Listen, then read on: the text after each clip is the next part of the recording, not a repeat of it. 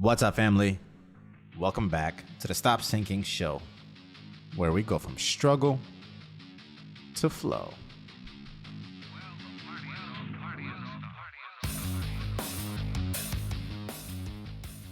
When you see something in the world, in someone else, that is contradictory to how you are, or how you see things, and dare I say it, how things should be if you want to have a moral conversation, what do? Are you silent and live and let live?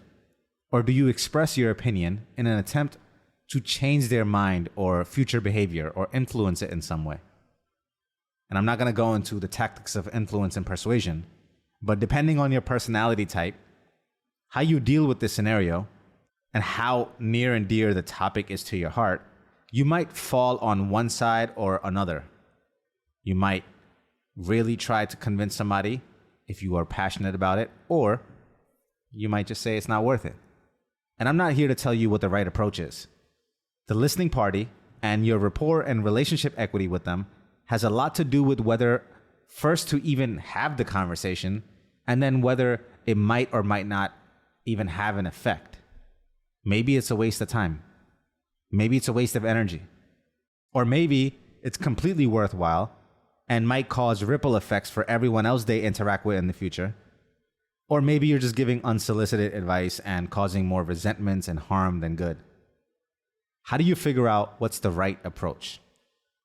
Again, I don't think there's an easy answer to this. It's situational at best.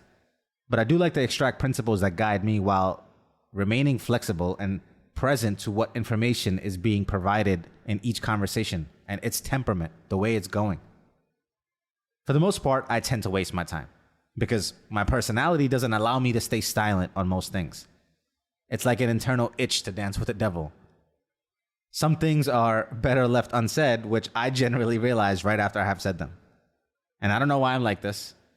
And part of me doesn't want to change it either, because 1 out of every 1,000 conversations end up being the one that makes up for all the wasted ones. And how would I have ever come across those? Maybe at even a 0.001 conversion rate, I'm happy. But while many times it's still not worth the energy, sometimes I feel like I have a moral obligation to say something. Other times it's purely selfish, to minimize my own future regret. Because if I could have saved somebody from drowning and did it, I will blame myself. But if I at least tried and they didn't take heed, then I can at least say to myself that I tried. Again, there's no right answer here. There are some fundamental things, though, I like to ask myself before I speak on a topic. Do I have any knowledge on this topic? If so, how deep is that knowledge?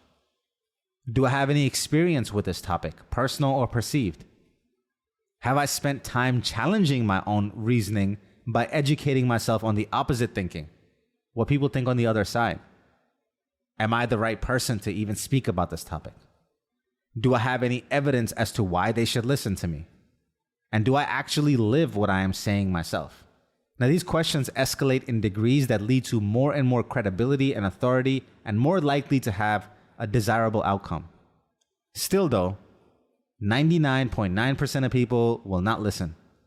And if they listen, they will probably not apply what it is that you are suggesting, which can be disheartening. If you're a coach, a consultant, friend, or counselor, and you care at all about what you believe in and the person on the other side, then you will find it hard to accept this ratio of effort to result if you attempt to change or mold people. And sometimes, oftentimes, I've seen this lead people to feeling burnt out and accepting defeat altogether.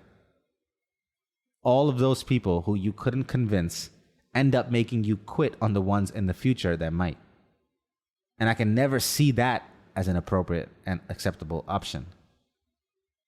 See, if you're in the rare group of people who do not impose your beliefs, but are willing to put in the work to live it, and then maybe voice it when appropriate, and if you're like me who don't feel satisfied unless you do, then just understand that you are signing up for a gargantuan task.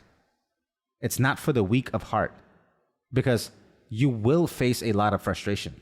You will face disappointment, especially if you don't know how to curb your own expectations. If you share what you believe with some hope for a change, you will set yourself up for a lot of challenging times where you ask yourself if it's even worth the effort. So what's the right approach? Rather, I think it is a right state of mind, a right state of being.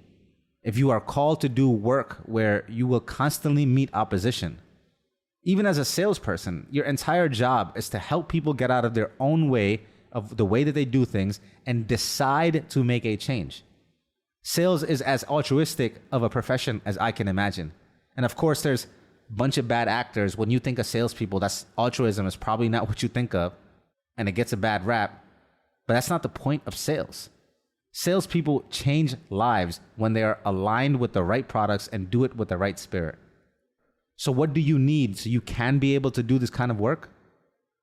Mental stability and a lot of faith. Now, in a world where wars happen because people impose their beliefs onto another through black and white thinking, I am by no means suggesting that you go to war with your words or otherwise in order to get people to see things how you see them. But there are some noble causes worth debating no matter how difficult or contentious the conversations can get. There's nothing noble about silence when it comes to topics that need discourse. The problem again comes back down to your own expectations and how much of an effect it has on your own level of frustration. And in my conversation with a friend who is passionate about such topics, he himself admittedly has found himself giving up on trying to convince people of what he believes, even though it is a very noble cause. Why? Because of the opposition and their inability or willingness to understand or to even be open enough to listen. And because he was not able to divorce his own effort from the expectation of being able to convert the listening party, he eventually gave up his efforts expended and now has accepted things to be the way that they are. And to me, that is a grave loss, because those people that don't listen should not be able to affect your energy in eventually reaching those people that will. But his own frustration and inability to detach from the emotion affected the stability of his mindset and caused him to give up altogether. And here's where you have to, like a marketer, expect to play a percentage game. You cannot convert 100% of people you reach with your message. And in some scenarios, even a 2% conversion rate can make you highly successful. 2% of people can be a majority if the message is loud enough and powerful enough, and can make up for that 98% who proceed in inaction.